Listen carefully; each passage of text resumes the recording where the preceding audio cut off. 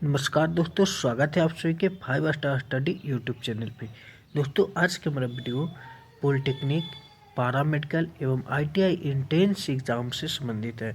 इस वीडियो में हम गैसीय नियम यानी गैस लॉ का थ्योरी का लेक्चर सेकेंड के बारे में डिस्कस करेंगे। यानी यह गैस लॉ का सेकेंड क्लास है दोस्तों। इसके पहले गैस लॉ का थ्योरी क्लास चला था। अगर आप उस वीडियो को नहीं देखे आए तो लिंक आपको डिस्क्रिप्शन में मिल जाएगा, आप वहाँ से जाकर उस वीडियो को देख लें, क्योंकि वह भी वीडियो काफ़ी इंपॉर्टेंट है। और दोस्तों, इस वीडियो में हम गैस लॉ यानी गैसीय नियम का पूरा थ्योरी समाप्त कर देंगे और इसके बाद एक पूरा रिवीजन क्लास रहेगा, जो कि पूरा गैस लॉ का चैप्टर का रिवीजन रहेगा। दोस्तों, इस वीडियो को आप एक बार शुरू से अंत तक जरूर देखिएगा। वीडियो को अभी तक लाइक नहीं किए तो जल्दी से लाइक कर दीजिए। अगर आप चैनल पर नए हैं तो चैनल को सब्सक्राइब करके साथ में बेल आइकन को प्रेस करना ना भूलिएगा। तो चलिए दोस्तों, आज का वीडियो स्टार्ट करते हैं। तो दोस्तों, इसमें सबसे पहले आज बताने वाले हैं ताप दाब नियम। ताप दाब नियम में क्या होता है? दोस्तों, आपको याद रखना है कि ताप दाब नियम में आयतन स्थिर रखने पर गैस का निश्चित द्रव्यमान का दाब उसके परम ताप के समानुपाती होते हैं। यानी पी जो होगा दोस्तों, प्रेशर जो होगा डायरेक्टली प्रोपोर्शनल टेम्परेचर के होगा।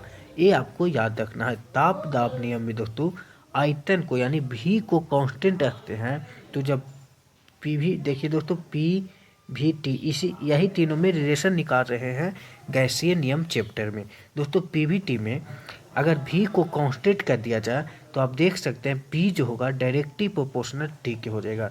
इसको हम लोग भी को कांस्टेंट रखे हैं, तो आप यहाँ से देख सकते हैं कि पी जो होगा डायरेक्टली प्रोपोर्शनल टेम्परेचर को होगा। आप यहाँ तक उम्मीद करता हूँ कि समझ गए होंगे।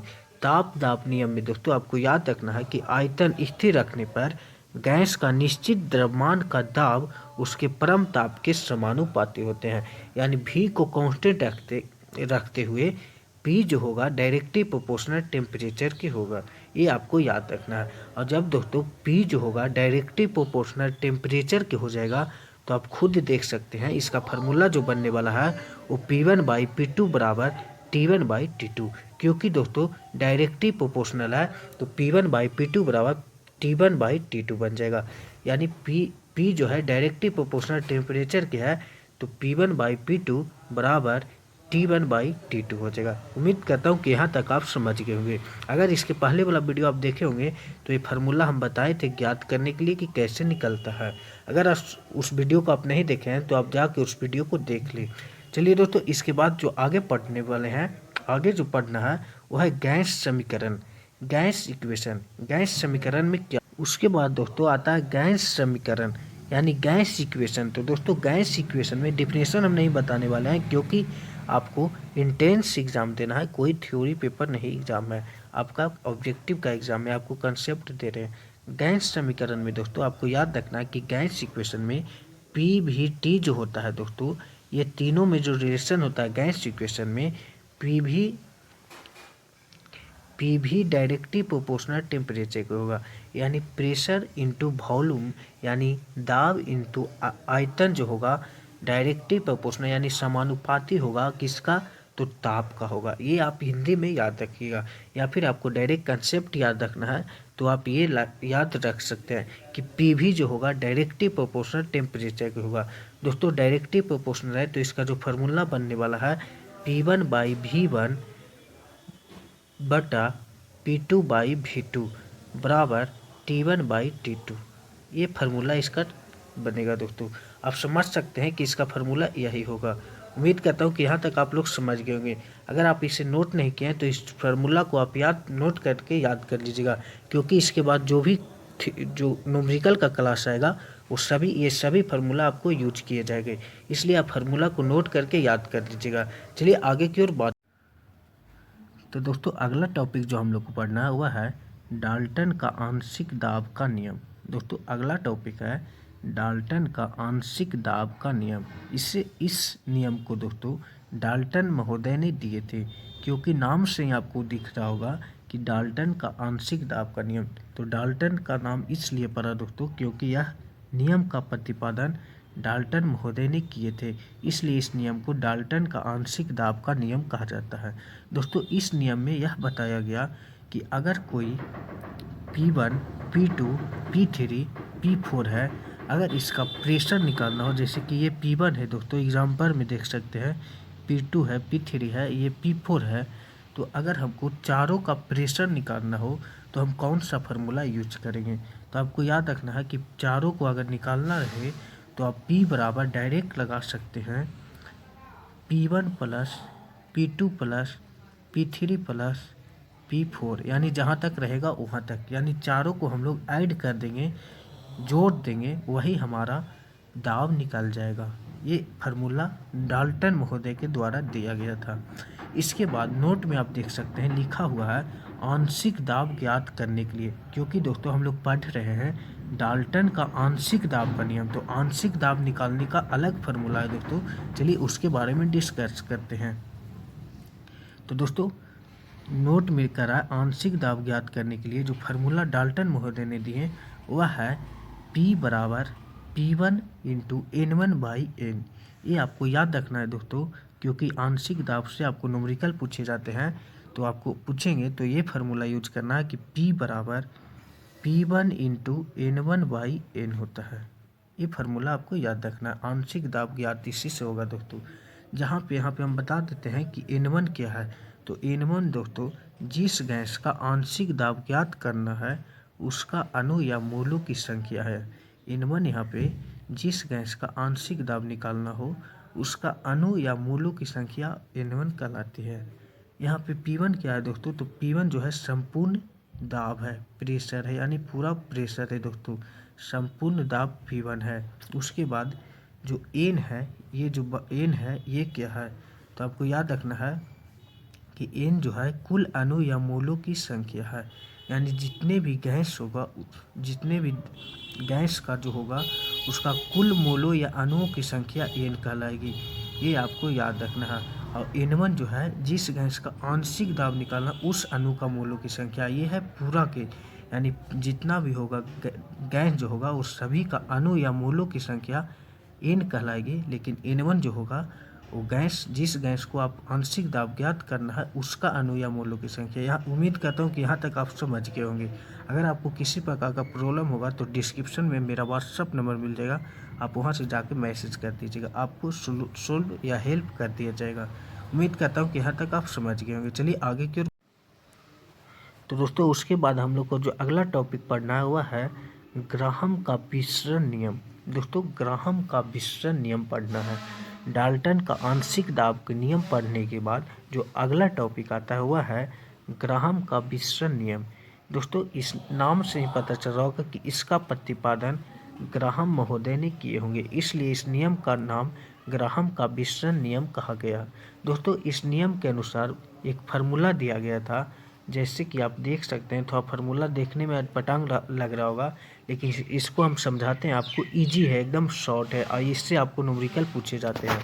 तो दोस्तों ग्राहम का विसरण नियम में जो ये फार्मूला दिया गया, ये ग्राहम महोदय के द्वारा दिया गया था कि अगर R1/R2 बराबर V1/V2 बराबर V1 into T2/V2 into T1 बराबर √अंडर D2/D1 बराबर √अंडर M2/M1 होता है।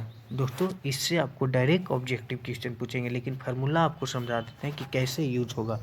दोस्तों अगर इसमें से आप जैसे कि देख सकते हैं R1/R2 है, V1/V2 है, तो यहाँ पे R1 जो है दोस्तों रेडियस है, यानी R का मान अगर आपको दिया जाए R1 और R2 के मान, जैसे कि आपको बोला जाएगा कि अगर कोई गैस का रेडियस, यानी किसी वस्तु का रेडियस त्रिज्या 2 गुना बढ़ा दिया जाए तो उसका मास कितना गुना बढ़ेगा, उसका आयतन कितना गुना बढ़ेगा, कितना गुना कमेगा। इस प्रकार का जो क्वेश्चन पूछेगा वो यहीं से पूछेगा, इसी फार्मूला पे आपको सोल्व होगा। दोस्तों अगर आपको R1/R2/V1/V2 में निकालना हो तो आप इस फार्मूला को यूज करिएगा। अगर आपको V1 R1/R2/√M1/M2 में निकालना हो तो इस फार्मूला को यूज करिएगा, ठीक है। इसी प्रकार से अगर आपको V1/V2 बराबर √D2/D1 निकालना हो, अगर तीन ऑप्शन आप देखिएगा क्वेश्चन में, तीन जो आपको वैल्यू दिया रहेगा वो 4 में से 3 का वैल्यू आप देख लीजिएगा कि कौन सा फार्मूला दिया हुआ है, यानी कौन सा फार्मूला पे पुट होगा, उसी के अनुसार आप फार्मूला को यूज करिएगा।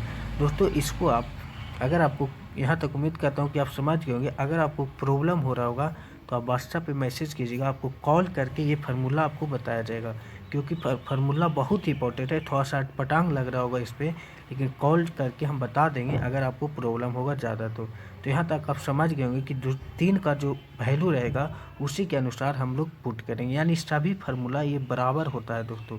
इसलिए बोल रहे हैं कि इस फार्मूला को आप याद रखिएगा, कंफ्यूज नहीं होइएगा, आप फार्मूला को याद रखिएगा। उम्मीद करता हूँ कि यहाँ तक आप समझ गए होंगे। चलिए, ग्राहम का विसरण नियम के बाद जो हम लोग को अगला टॉपिक पढ़ना है वह है गैसों का आणविक गतियाँ। इंग्लिश में इसको दोस्तों मॉलिक्यूलर वेलोसिटी ऑफ गैस कहते हैं। गैसों का आणविक गतियाँ के बारे में स्टडी करेंगे। दोस्तों गैसों का आणविक गतियाँ 2 प्रकार के होते हैं। पहला जो होता है वह है वर्ग माध्य मूल वेग, इसको इंग्लिश में रूट मीन स्क्वायर वेलोसिटी कहते हैं। और दूसरा जो होता है वह है अधिकतम प्रायिकता वेग, यानी मैक्सिमम प्रोबेबिलिटी ऑफ वेलोसिटी, यानी मैक्सिमम प्रोबेबिलिटी ऑफ वेलोसिटी दूसरा नेम है, यानी अधिकतम प्रायिकता वेग कहते हैं। पहला जो है वर्ग माध्य मूल वेग, इसको इंग्लिश में रूट मीन स्क्वायर वेलोसिटी कहते हैं। दोस्तों इसका बात किया जाए तो इससे आपको डायरेक्ट ऑब्जेक्टिव पूछेगा कि रूट मीन स्क्वायर वेलोसिटी यानी VRMS का वैल्यू कितना होता है, तो आप इसे याद रखिएगा, बहुत बार ये पूछा गया है, यानी बहुत ही इंपॉर्टेंट टॉपिक है दोस्तों, VVI टॉपिक है, इसे आप याद रखिएगा। तो दोस्तों इसके बारे में चलिए बात करते हैं। तो अब याद रखना है, इसे VRMS से सूचित किया जाता है, VRMS से सूचित किया जाता है दोस्तों रूट मीन स्क्वायर वेलोसिटी को, इसे आप याद रखिएगा। देखिए यहाँ पे बता देते हैं कि V जो है velocity of root mean square, velocity of root mean square, इसको VRMS से सूचित करते हैं। दोस्तों यहाँ पे एक इक्वेशन बताया गया था, VRMS जो होता है यहाँ पे आप देख सकते हैं, और इसी के अनुसार ये एक और फार्मूला बताया गया, ये नीचे दिया गया है, इसे भी आप नोट करके याद कर लीजिएगा। ये सब आपको बताने नहीं पड़ेगा, क्योंकि बहुत ये बता दिए हैं, आप समझ सकते हैं, इसे आप याद कर लीजिएगा। चलिए आगे बात करते हैं दोस्तों। जो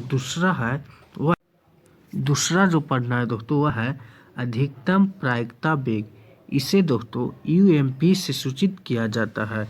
इसे आप याद रखिएगा कि अधिकतम प्रायिकता वेग को U(m)P से सूचित किया जाता है, और जो रूट मीन स्क्वायर वेलोसिटी है उसको हम लोग V(RMS) से सूचित करते हैं। ये दोनों आपको याद रखना है, क्योंकि दोनों कंफ्यूज आप होइएगा। तो रूट मीन स्क्वायर वेलोसिटी को हम लोग V(RMS) से सूचित करते हैं, और अधिकतम प्रायिकता वेग को U(m)P से सूचित करते हैं। तो ये दोनों आपको याद रखना है, संकेत आपको याद रखना है। रूट मीन स्क्वायर वेलोसिटी का मान अभी बताएं कि √3RT/V होता है, ये आपको याद रखना है। और UMP यानी अधिकतम प्रायिकता वेग का जो मान होता है √2RT/V होता है। अधिकतम प्रायिकता वेग का मान √2RT/V होता है, और रूट मीन स्क्वायर वेलोसिटी का मान √3RT/V होता है। ये आप याद रखिएगा, दोनों आगे पीछे है दोस्तों। उसके बाद एक इक्वेशन बताया गया, ये आप पढ़ सकते हैं, आप देख सकते हैं, आपको याद हो जाएगा। तो ये आप नोट करके याद कर लीजिएगा। और दोस्तों इससे जो न्यूमेरिकल आएगा वो बहुत ही इंपॉर्टेंट है, हमेशा आपको पूछे जाते हैं। तो दोस्तों आज का जो वीडियो था यहीं तक है, इसमें पूरा गैसीय नियम समाप्त कर दिया गया। इसके बाद रिवीजन क्लास आएगा, कल का वीडियो जो होगा रिवीजन क्लास होगा, पूरा आपको गैसीय नियम का रिवीजन करा दिया जाएगा। उसके बाद आपको एक टेस्ट लिया जाएगा, और फिर ऑब्जेक्टिव क्वेश्चन का रिवीजन, यानी जो न्यूमेरिकल क्वेश्चन है वो आपको करवाया जाएगा। चलिए आज का वीडियो है तक, वीडियो अच्छा लगा हो तो लाइक करिएगा, अगर आप चैनल पर नए हैं तो चैनल को सब्सक्राइब करके साथ में बेल आइकन को प्रेस कर दीजिएगा, ताकि हर एक नए वीडियो का नोटिफिकेशन आपको प्रॉपर मिलती रहे। तो चलिए दोस्तों आज का वीडियो है तक, जय हिंद जय भारत।